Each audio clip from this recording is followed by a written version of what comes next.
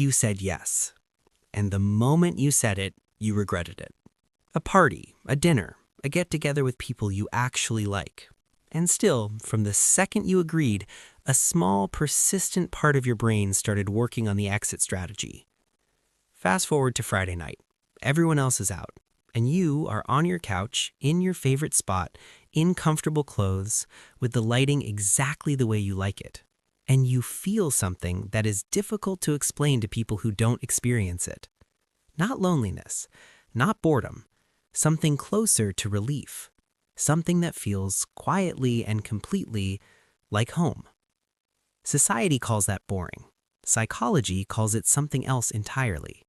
Today, we're going deep into the psychology of people who genuinely prefer staying home, not because something is wrong with them, but because of what neuroscience, personality research, and some of the most compelling new science on solitude reveals about how their brains actually work. Let's start by addressing the assumption most people who prefer staying home carry quietly. The assumption that they're the outlier, the strange one, the one who missed some social gene that everyone else seemed to receive.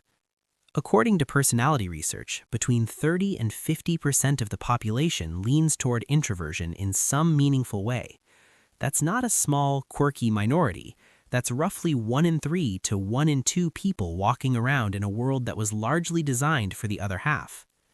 And beyond introversion, which we'll get to in a moment, a separate trait called sensory processing sensitivity, or high sensitivity, affects somewhere between 20 and 30% of the population on its own. In other words, the culture tells people who prefer staying home that they're missing out on real life.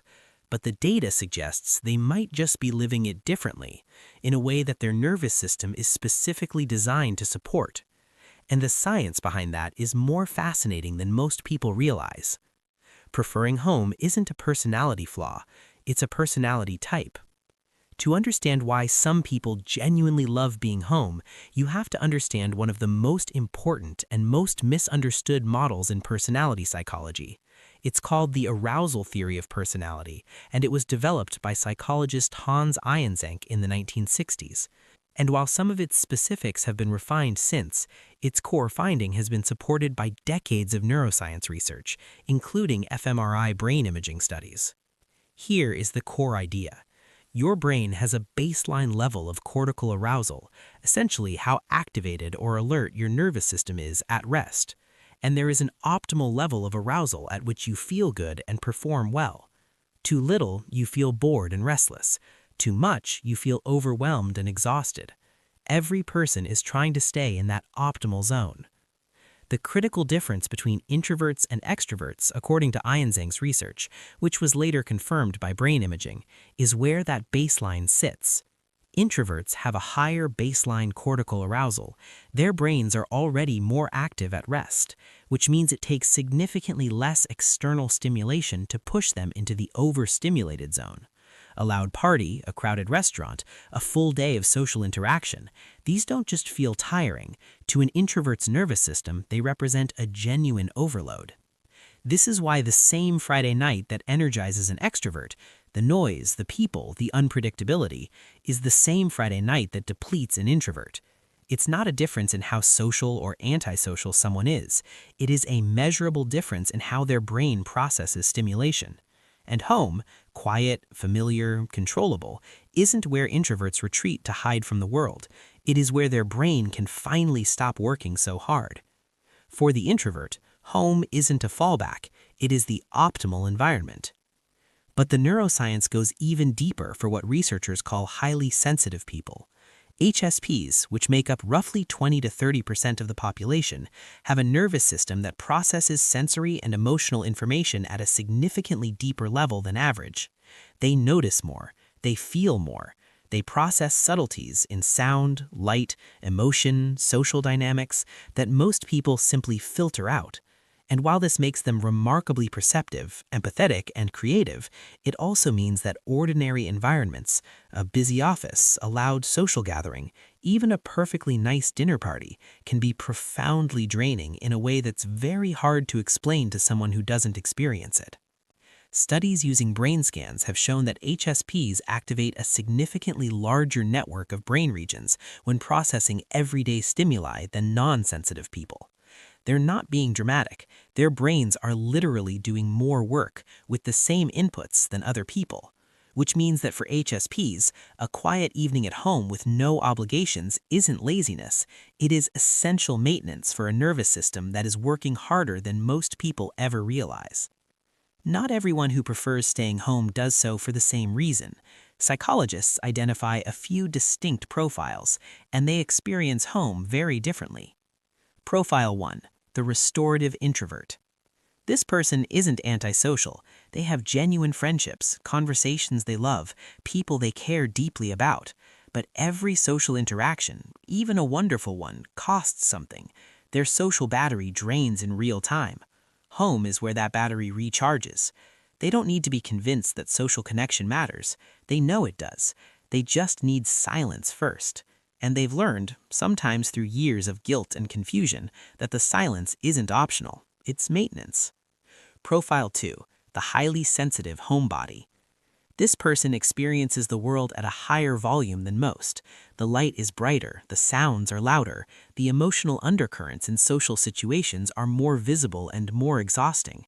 Home represents a rare environment where the inputs can be managed: the lighting, the sound, the temperature, the social demands. Outside is not dangerous, but it is constantly more than expected.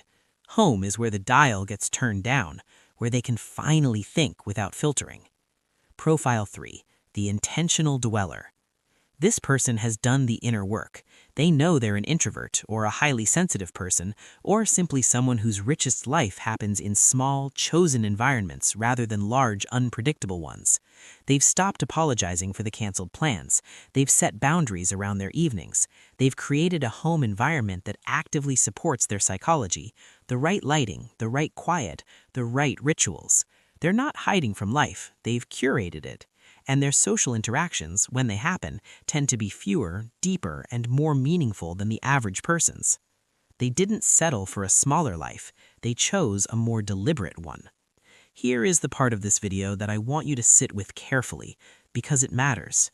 There is a real and important difference between choosing home because it fills you up and staying home because leaving feels too heavy. Preferring solitude because it recharges your nervous system, feeds your inner world, and gives you the energy to show up more fully when you do connect, that is a healthy, well-understood psychological pattern.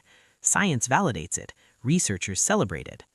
But sometimes people stay home for different reasons: because social anxiety has made the outside world feel genuinely threatening, because depression has made the couch the only place that doesn't require effort, because avoidance has gradually shrunk the circle of what feels possible until home is not a chosen sanctuary, but a slowly closing room. The honest question to sit with is this: when you stay home, does it feel like freedom, or does it feel like the only option? Freedom is fine. Freedom is healthy. Freedom is what this video has mostly been about. But if staying home is no longer a choice, if the thought of leaving produces genuine dread, if your world has been slowly narrowing, if the solitude feels less like peace and more like hiding, that is worth taking seriously. Not because something is wrong with who you are, but because you deserve a life that has room in it, even if that room is mostly quiet. Peace is staying home and feeling full. Hiding is staying home and feeling stuck. For most people watching this, it's the first one, and for them, the science is clear.